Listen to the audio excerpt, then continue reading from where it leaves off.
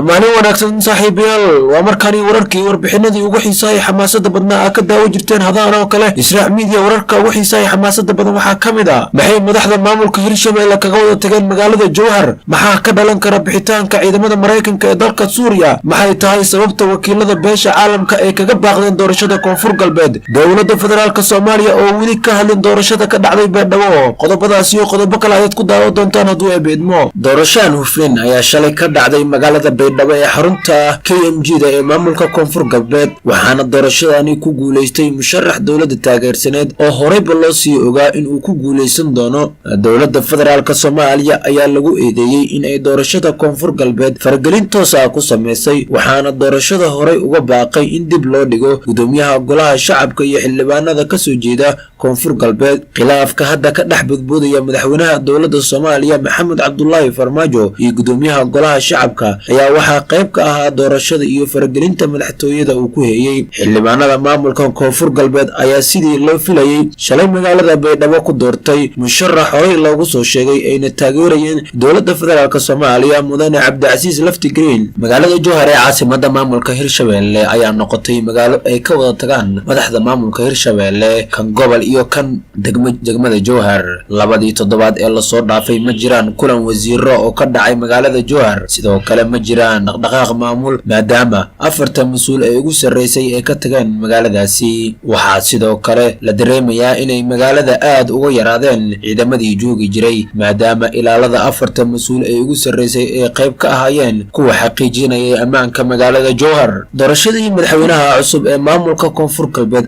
ayaa sidii ii doonto ha ku timaadee ugu dambeyn maanta ka dhacday magaalada Baydhabo taas oo uu ku guuleystay Cabdicasiis Lafti Green oo ahaa musharaxii ay taageerayeen dawladda federaalka Soomaaliya sidii hore loo sii saadaaliyay inkastoo ay madasha doorashada ay goobjoog ka ahaayeen wafdi ka socday dawladda federaalka ayaa haatan waxaa ka qayb gelin wafdiga wakiilada beesha caalamka doorashadani korjoogtada ka noqon lahaa kaas oo lagu casuumay balse ka baaqsaday in ay tagaan Baydhabo waxayna arrinta ku abuurtay shaki cusub wararka kala duwan ayaa ka soo baxaya sababta xubnaha beesha caalamka uga qayb geli waayeen doorashadani iyada oo tani ay ahayd doorashadii ugu horeysay ee xubnaha beesha caalamka ka baaqdaan marka loo eego doorashooyinkii ka dhacay sanadahani dawladaha goboleedyada dalka beesha caalamka ayaa maalmo ka hor ku sheegay warar saxaafadeedka ay soo saartay in loo baahan yahay taageero midaysan oo lagu muujiyo habka shaqo loo maamulayo doorashooyinka waxayna ku booriyeen in dhammaan dhinacyada inay xushmeeyaan hufnaanta geedi socodka doorashada oo go'aanka madaxweyne Trump